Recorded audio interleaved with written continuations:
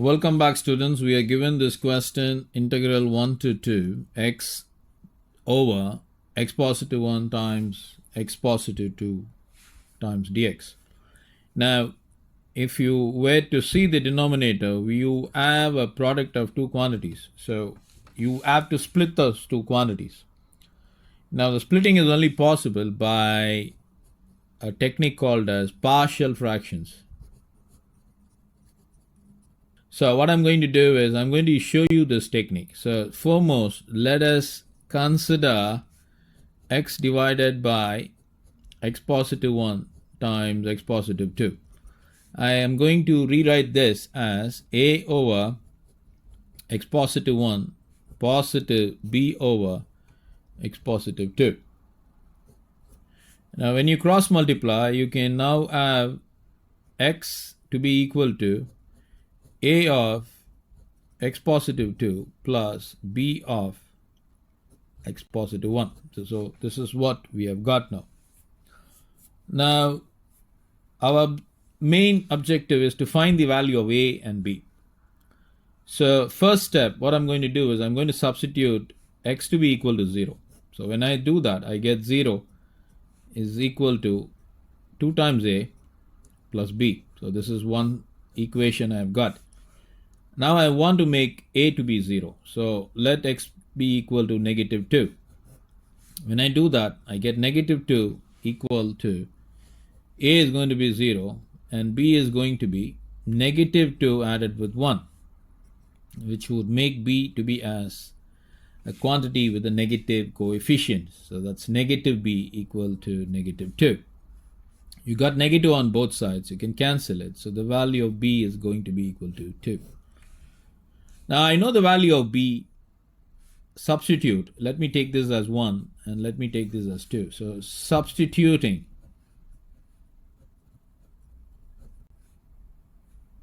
b equal to 2 in 1, we get. So what happens when you substitute b equal to 2 in 1? So that's going to be 0 is equal to 2 times a plus 2. So you move this 2 to the left. You get 2 times a is equal to negative 2. So a is going to be equal to negative 1. So this is how you obtain the value of a and b. So therefore, what happens? So therefore, x divided by, so let me write it down here. So therefore, x divided by x positive 1 times x positive 2, which is equal to a over, the value of a is negative 1 divided by x positive 1. The value of b is 2 divided by x positive 2. So I would now use this in place of this integrand. So what happens here? So therefore, integral 1 to 2 x over x positive 1 times x positive 2 times dx is now rewritten as integral negative 1 over x positive 1 positive 2 times x positive 2 times dx. I have not altered the limits, so it's going to be 1 to 2. I rewrite this as integral dx divided by x positive 1 for the first quantity. Limits are 1 to 2. Positive 2 times integral 1 to 2 dx over x positive 2.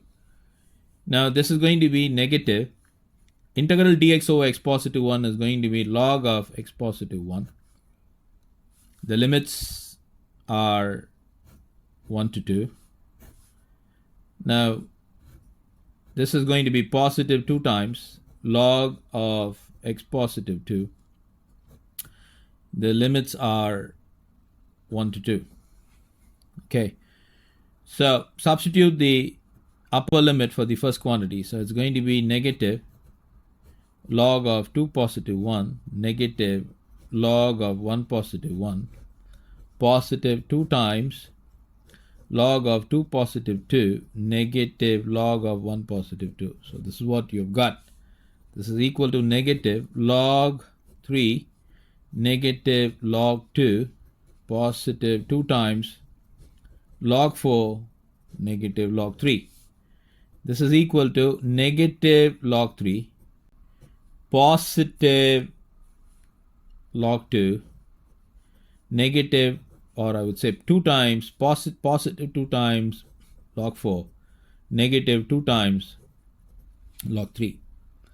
Now you can club all the negative quantities together. So this is going to be negative of log 3 positive 2 times log 3, and the positive quantities log 2 positive 2 times log 4. You got it like this. Now you can move this quantity to be the exponent for 3. So that's going to be negative of log 3 positive log 3 squared positive log 2 positive log 4 squared. So I can rewrite this as negative log 3 positive log 9 positive log 2 positive log 16. Right? Now this can be rewritten as log 3 positive log 9. So that's going to be log 27. So why do I do that? Because log of A plus log of B is equal to log AB. This is a formula. We know this formula. So because of that, I get this. So positive. Similarly, it's going to be log of 2 times 16. That's going to be log 32. So you have log A minus log B. So this is going to be log of 32 divided by 27. Because log A negative log B is equal to log of A over B. This is also another logarithmic formula which you can use. And that is the solution for this question.